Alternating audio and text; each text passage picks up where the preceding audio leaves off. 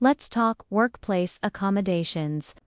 Do you have questions about the ADA, the Pregnancy Workers Fairness Act, or religious accommodations? We've got you covered. I'm here. Here's what we'll cover. The Americans with Disabilities Act, or ADA, the Pregnancy Workers Fairness Act, or the PWFA. How to handle requests for both disability and religion. Job descriptions, examples of common accommodations, what qualifies, undue hardship, and finally action steps for you as an HR professional. And remember, this isn't legal advice. If you need legal guidance, reach out to your own counsel. So let's dive into it. First, what is the ADA? The Americans with Disabilities Act prohibits discrimination against qualified individuals with disabilities in various aspects of public life. The ADA was enacted in 1990 and has since been amended. It protects qualified individuals from discrimination based on a disability. But what is a disability under the ADA?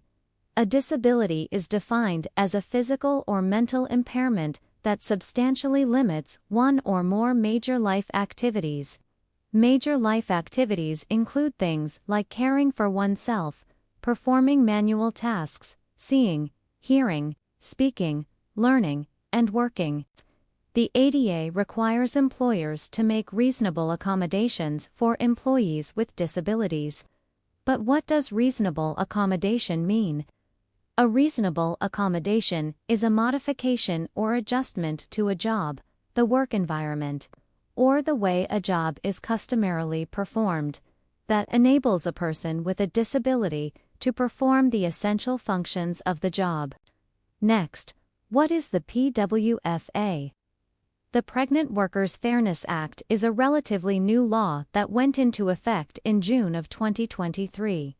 It protects employees from discrimination based on pregnancy, childbirth, or related medical conditions. Similar to the ADA, the PWFA requires employers to provide reasonable accommodations for these conditions, unless it creates an undue hardship for the employer. So how is the PWFA different than the ADA? The PWFA specifically addresses issues related to pregnancy, childbirth, and related conditions, whereas the ADA covers a broader range of disabilities. Now let's discuss religious accommodations. Under Title VII of the Civil Rights Act of 1964, it's illegal to discriminate against someone because of their religion. This includes not providing requested accommodations. Employers must engage in an interactive process when an employee requests a religious accommodation. During this process, the employer and employee should work together to find a solution that meets the needs of both parties. Some examples of religious accommodations include allowing an employee to wear religious clothing or jewelry that may be prohibited by a dress code, offering flexible work schedules to accommodate religious holidays or practices, or providing for a space where an employee can pray during breaks. Next, how do you initiate the process? Whether an employee is requesting an accommodation due to a disability or a sincerely held religious belief, the first step is to have an interactive conversation. During this interactive process, HR should listen carefully to the employee, ask clarifying questions, explore possible options, and document the discussion. Once the interactive process is complete, HR will have a better understanding of the employee's needs and can work towards finding an appropriate accommodation. Next, why do job descriptions matter? Accurate and detailed job descriptions are essential for determining what, if any, accommodations can be made. If an accommodation would fundamentally alter the nature of the job or pose an undue hardship on the company, then it might not be considered reasonable. Once you've had those conversations and you understand the employee's needs, review the job description together. Identify essential job functions and discuss Possible ways to accommodate the employee's needs while still fulfilling the requirements of the role. And what are some examples of accommodations? There are many types of accommodations that can be made to comply with the ADA and the PWFA.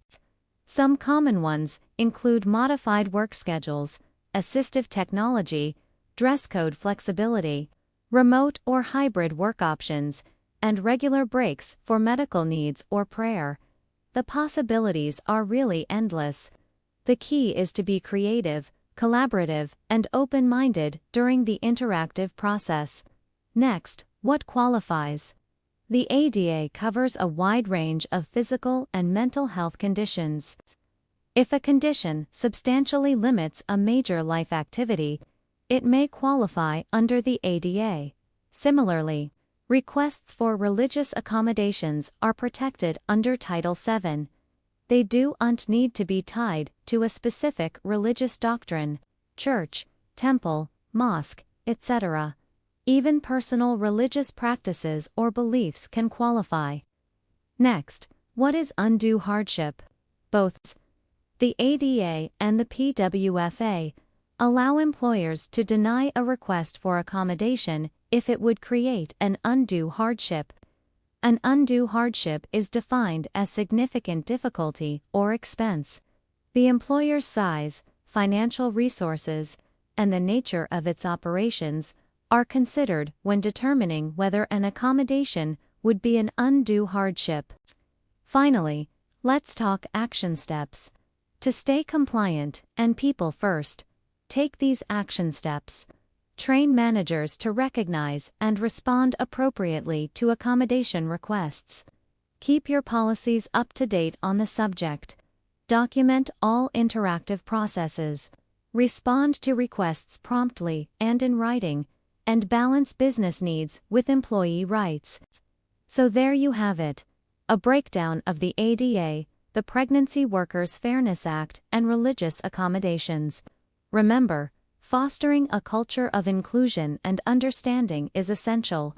By familiarizing ourselves with these laws and putting inclusive practices into place, we can create a better experience for everyone. Thanks for watching. Subscribe for more resources and check out our full courses on our website.